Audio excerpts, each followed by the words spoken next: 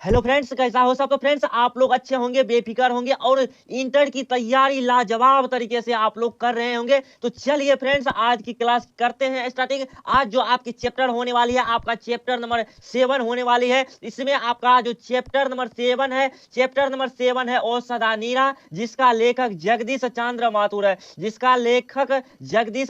माथुर है। अगर बात करें इसकी जन्म की, तो 1917 ईस्वी को जन्म हुआ था और 1978 ईस्वी में इसका निधन हो गया था। चलिए फ्रेंड्स, कर लेते हैं आज की क्लास की स्टार्टिंग। आपके स्क्रीन पे क्वेश्चन है, आप लोग जबरदस्त तरीके से इस सेशन को आगे आप लोग शेयर कर दीजिएगा अपने दोस्तों में। इस सेशन को जल्दी से आप लोग शेयर कर दीजिएगा। आपका क्लास स्टार्ट होने जा रहा है, जबरदस्त तरीका से आप लोग शेयर करेंगे। चलिए, आज का क्वेश्चन आपके स्क्रीन पे है और लगाइए इसका आंसर। आप किसके साथ जा रहे हैं, आप देखिए, क्वेश्चन को लगाइए और आप लोग इसका आंसर जरूर से कमेंट कीजिएगा। चलिए, बेहतर ढंग से आज की क्लास की करते हैं स्टार्टिंग। आपके स्क्रीन पे क्वेश्चन है, क्वेश्चन नंबर 1 आपके स्क्रीन पे कह रहा है, औषधा नीरा निबंध के निबंधकार का नाम बताए। चलिए, बेहतर ढंग से आप लोग आंसर कीजिए। इसका क्या आंसर बिल्कुल ही राइट होने वाला है। चलिए, ऑप्शन देखिए, जगदीश चंद्र माथुर। ऑप्शन बी को आप लोग देखिए, हजारी प्रसाद द्विवेदी। ऑप्शन सी है रामधारी सिंह दिनकर। ऑप्शन डी में है नामवर सिंह। चलिए, जल्दी से आंसर आप लोग कमेंट कीजिए, जल्दी से आप लोग इसका आंसर बताएंगे क्या इसका बिल्कुल ही राइट आंसर होने वाला है। चलिए, मारिए मोहर, लगाइए थप्पा, क्या होगा एक का आंसर पक्का, क्या होगा एक का आंसर पक्का। तो चलिए, जितने भी स्टूडेंट ऑप्शन ए को टिक आउट कर रहे हैं, ऑप्शन ए आपका बिल्कुल ही राइट आंसर हो जाएगा।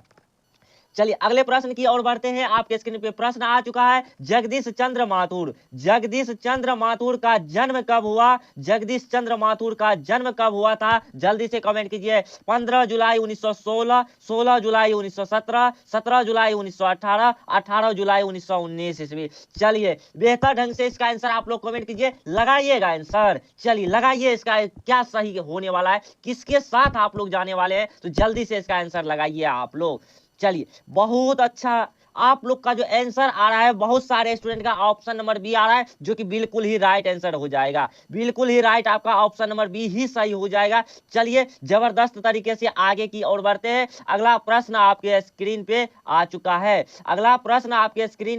चुका है, देखिए, फटाफट से आंसर लगाइएगा। चलिए, आंसर लगाइएगा, लगाइए इसका फटाफट से, क्या सही होने वाला है। जगदीश चंद्र माथुर का जन्म कहाँ हुआ इसका जन्म, आप लोग लगाइए इसका सही आंसर क्या होने वाला है। जबलपुर मध्य प्रदेश में, इटारसी मध्य प्रदेश में, सिमरिया बिहार और शाहजहांपुर उत्तर प्रदेश। चलिए, लगाइएगा आंसर, लगाइए इसका क्या आंसर होने वाला है।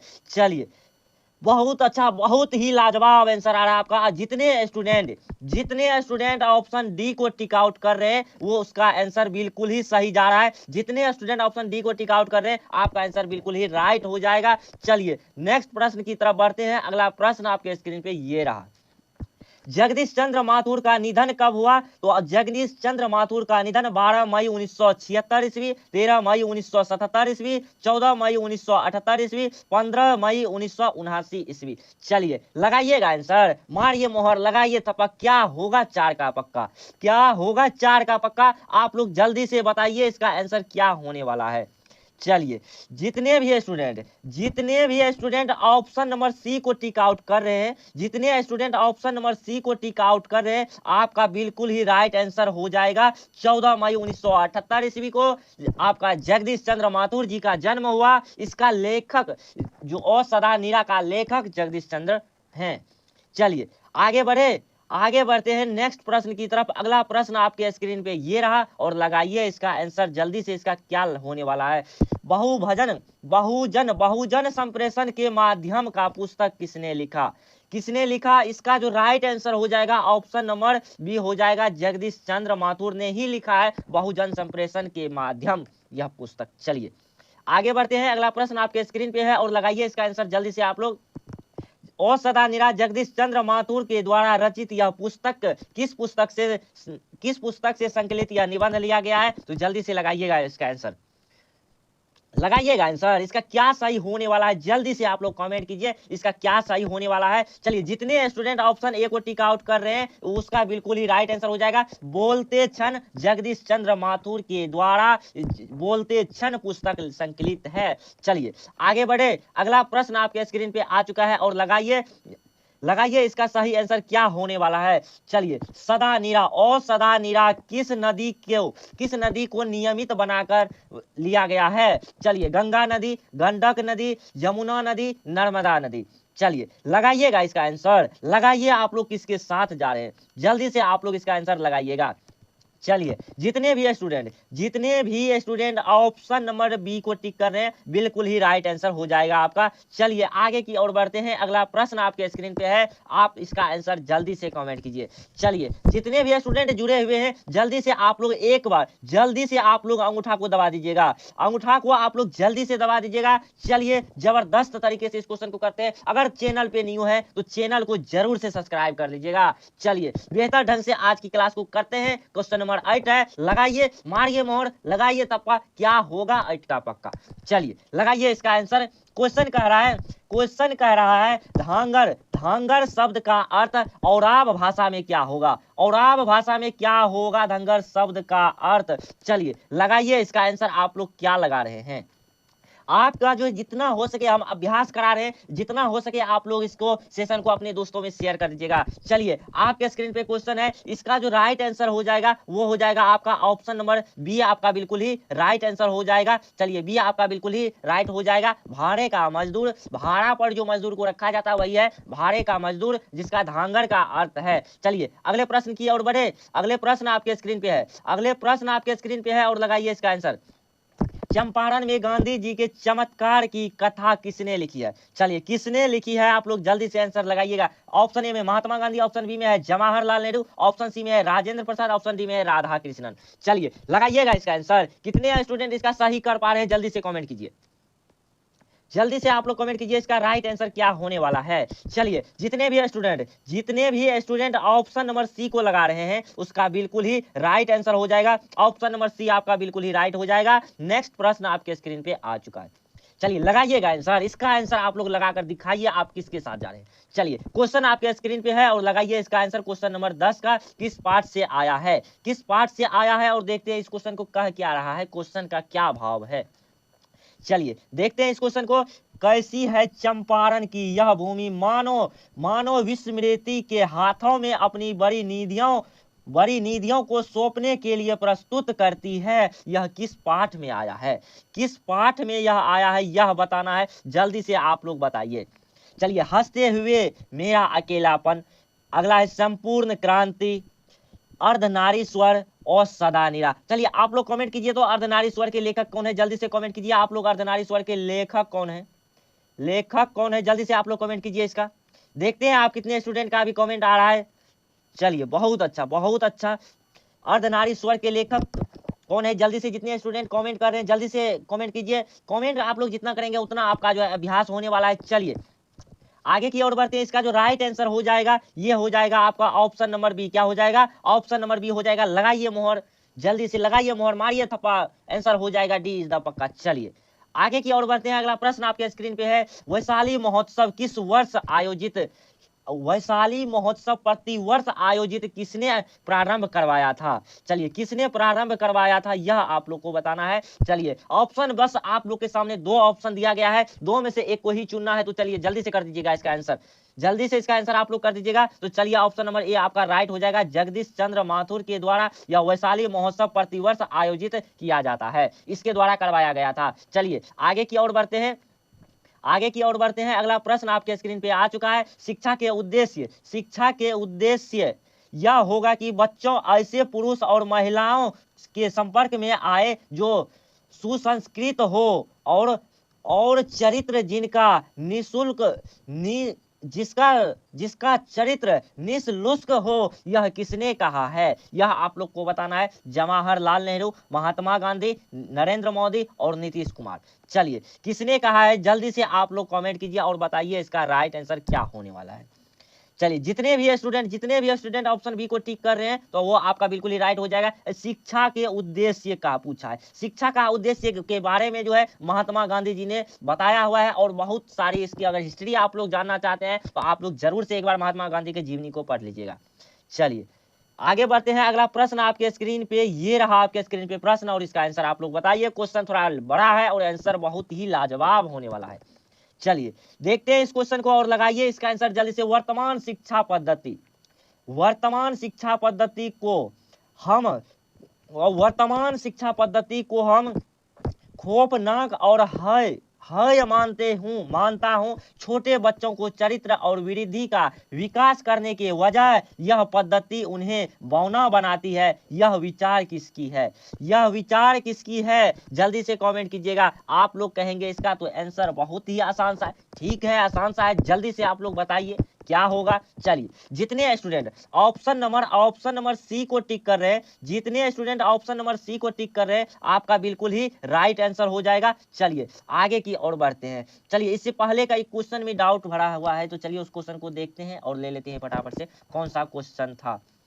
चलिए उस क्वेश्चन को लेते हैं, ये क्वेश्चन हो चुका है। चलिए आगे देखते हैं। चलिए ये सब क्वेश्चन ठीक है। चलिए इस क्वेश्चन को, चलिए ठीक है, आपका ऑप्शन जो है ऑप्शन नंबर सी राइट हो जाएगा। ऑप्शन नंबर सी आपका राइट हो जाएगा। चलिए आगे की ओर बढ़े। चलिए आगे की ओर बढ़ते हैं। अगला प्रश्न आपके स्क्रीन पे आ चुका है। कितना नंबर तक हम किए थे तो चलिए यहां से आप लोग देखिए 13 नंबर तक कर चुके थे। तो अगला प्रश्न आपके स्क्रीन पे हम मान जो है कैसे ताल है। कितना आसान सा क्वेश्चन है और इसका आंसर जो है, इसका आंसर नहीं बताएंगे समझिए अपने आप को समझिए बहुत ही आप अच्छा तैयारी आपका नहीं हुआ है। आपको जो है अभ्यास का जरूरी है। चलिए इस क्वेश्चन को देखिए और लगाइए इसका आंसर। मन से कैसे ताल है। तो चलिए इसका जितने स्टूडेंट ऑप्शन नंबर सी लगा रहे हैं उथले और छिछले, आपका आंसर बिल्कुल ही राइट हो जाएगा। मन से यह ताल है, उछले और छिछले। चलिए अगला प्रश्न आपके स्क्रीन पे, ये सब तो डिफिनिट आंसर है, इसका आना चाहिए। फटाफट से आप लोग आंसर लगाइए इसका क्या सही होने वाला है। चलिए क्वेश्चन कह रहा है चौड़ जो है कैसे ताल है। चौड़ कैसे ताल है। यह जो है उतले, चौड़े और गहरे या लबालब। तो क्या होने वाला है इसका राइट आंसर आप लोग बताइए। चलिए उथले, जितने स्टूडेंट ऑप्शन ए को लगा रहे हैं बिल्कुल ही सही हो जाएगा। आगे की ओर बढ़ते हैं। अगला प्रश्न आपके स्क्रीन पे है। जगदीश चंद्र माथुर को कौन सा पुरस्कार नहीं मिला था। भारतीय ज्ञानपीठ पुरस्कार, विद्यावर्धि की उपाधि, कालिदास अवार्ड, बिहार राजभाषा का पुरस्कार। चलिए लगाइएगा इसका आंसर, लगाइए आप लोग जल्दी से इसका क्या सही आंसर होने वाला है। चलिए बहुत अच्छा कर रहे हैं आप लोग, बहुत अच्छा कर रहे हैं। जितने स्टूडेंट ऑप्शन नंबर ए को टिक आउट कर रहे हैं उसका बिल्कुल ही लाजवाब आंसर होने वाला है। भारतीय ज्ञानपीठ का पुरस्कार जगदीश चंद्र माथुर को नहीं दिया गया था। बाकी जितने भी आप देख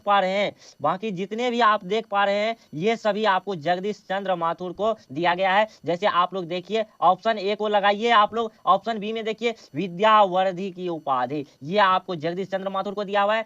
कालिदास अवार्ड जगदीश चंद्र माथुर को दिया हुआ है। बिहार राजभाषा का पुरस्कार जगदीश चंद्र माथुर को दिया हुआ है। चलिए यहां से आप लोग का डाउट क्लियर हुआ होगा। अगले प्रश्न आपके स्क्रीन पे है और देखिए इसका, कौन सी एकांकी जगदीश चंद्र माथुर ने नहीं लिखी है। क्वेश्चन देखिए नहीं लिखा है, यह आप लोग को बताना है। देखिए आप लोग लगाइए इसका आंसर जल्दी से, क्या लगा रहे हैं। चलिए आषाढ़ का एक दिन लोहा सिंह, चलिए ये बताइए तो आप लोग कमेंट बॉक्स में, आपके लिए यह क्वेश्चन है। तो आषाढ़ का एक दिन लोहा सिंह यह किसके द्वारा लिखा गया है।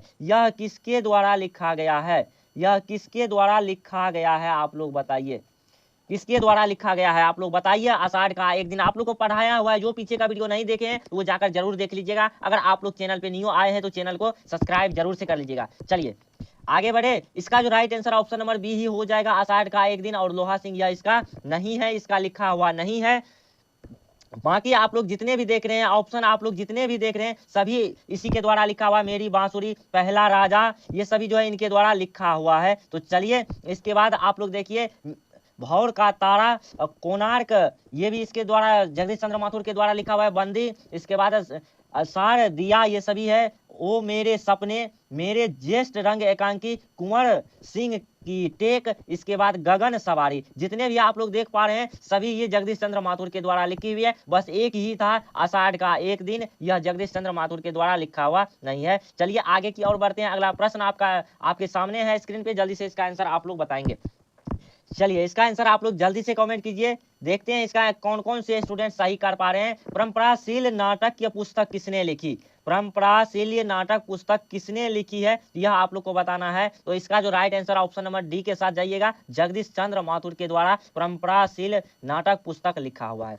चलिए आगे बढ़े। अगला प्रश्न आपके स्क्रीन पे है और यह आज का लास्ट क्वेश्चन है। क्वेश्चन कह रहा है वसुंधरा भोगी मानव, वसुंधरा भोगी मानव, धर्मांध मानव, एक ही सिक्के के दो पहलू, यह किस पाठ में आया है? तो आप लोग कहेंगे यह तो आया है और सदा नीरा पाठ में। चलिए आप लोग के सामने फिर एक प्रश्न है, अर्धनारीश्वर के लेखक कौन है? अर्धनारीश्वर के लेखक कौन है? तो आप लोग को बताना है कमेंट बॉक्स में। आपका यह HW हुआ, आपका यह होमवर्क हुआ। जल्दी से आप लोग कमेंट करके लगाइए इसका अर्धनारीश्वर के लेखक कौन है। चलिए आगे बढ़े। तो जितने भी स्टूडेंट अभी देख रहे हैं सभी एक बार जोरदार तरीके से लाइक का बटन को दबाइएगा, जोरदार तरीके से आप लोग लाइक का बटन को दबाइएगा। साथ ही साथ आप लोग चैनल को सब्सक्राइब कर लीजिएगा, साथ ही साथ आप लोग चैनल को सब्सक्राइब जरूर कर लीजिएगा। चलिए फिर मिलेंगे हम नेक्स्ट क्लास में। आप लोग लाइक शेयर सब्सक्राइब करते रहिएगा और चैनल को ज्यादा से ज्यादा अपने दोस्तों में शेयर करते रहिएगा। चलिए बेहतर ढंग से क्लास आपकी होने वाली है। नेक्स्ट क्लास आपका जो है 10:15 पर 10:15 पर आप लोग का क्लास लिया जाएगा सुबह में। तो आप लोग जरूर जुड़िएगा टाइम पे। आप लोग प्रीमियम जुड़ने का प्रयास कीजिएगा, जहां पे आप लोग लाइव चैट में कमेंट कर सकते हैं। चलिए फिर मिलते हैं नेक्स्ट क्लास में, तब तक के लिए जय हिंद।